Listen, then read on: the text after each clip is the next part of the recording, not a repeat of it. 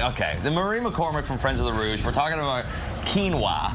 Because she likes it, I hate it. It's a whole thing later in the show. We're going to get her opinion in just a second. But she's not here to talk about quinoa.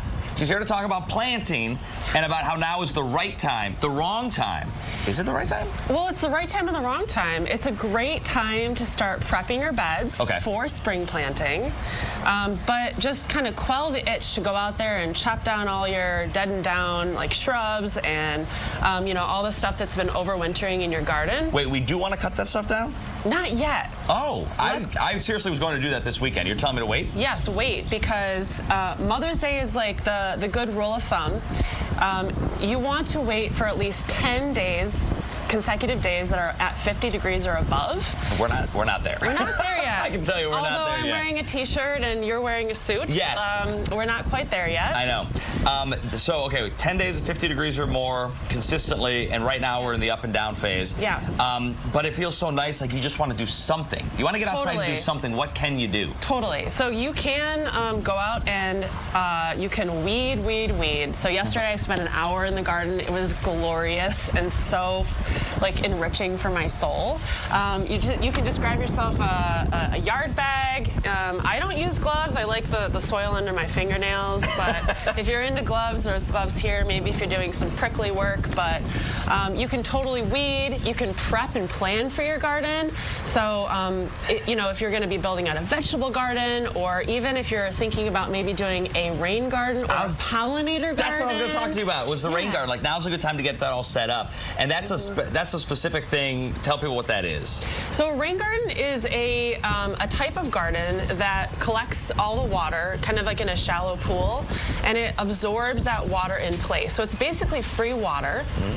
And it kind of, like in my yard, I use it to divert water off my driveway and then into a rain garden. It collects the water.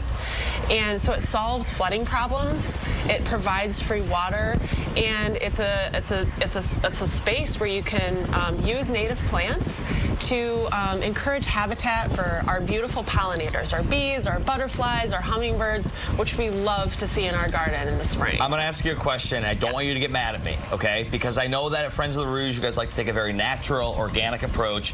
But I know a lot of people right now are trying to get down the preen to stop weeds from coming up, or the pre-emergent to stop dandelions from coming up. Sure. You would actually advise people not to do that, right? Is that true?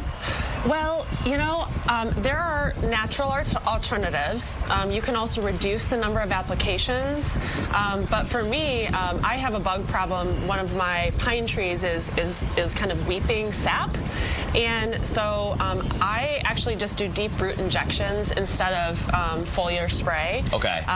It's not going to kill the bug, but it's going to strengthen the tree in order for it to fight the bug itself. And when it comes to dandelions specifically, a lot of people see dandelions and they go, oh, those are weeds, but they're not really, I mean, right? Like, they're good for pollinating and for bugs and stuff like that. They're wonderful, like spring pollinators for the bugs that are first emerging.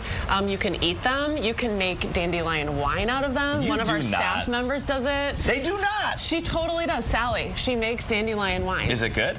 I haven't tried it, but I think it's good. She makes it. But dandelions can be spot treated. Sometimes this is a great tool for treating a dandelion if you just have a few in the yard. And you just want to get them out. Yep, you go down that has a taproot and you kind of wiggle the taproot and you pull it straight out. So that's a way you can deal with it. So we're starting to get our gardens ready, but we're not yet doing the thing where we cut everything down and back. We're going to wait till Mother's Day for that. Yeah, Mother's Day, because you want to make sure that those insects, those beneficial insects like the bees, the butterflies, are all coming out and have a chance to live. If we cut them all down and then mulch them, well, we're kind of like taking away from all of that work that they did over winter to come back into this world. All right, coming up at the 10 o'clock hour, we're getting into a big debate involving quinoa. And I joked, I said the best use for it is to put it out in your garden and let it, compost. But you seem to like it. I do love quinoa. It's really high in protein. It pairs nicely with a grilled salmon. Gross. Knock it off. No one cares. Knock it off. All right, okay. Well, we're going to dig more into that coming up a little later. Marie, we love you guys at Friends of the Rouge. WJBK has partnered with you guys since 1985. Did you know that? I was just told that minutes ago. It's a cool partnership. That's cool. That's slightly older than me, so that's good. There we go. All right, guys, we'll be back after this.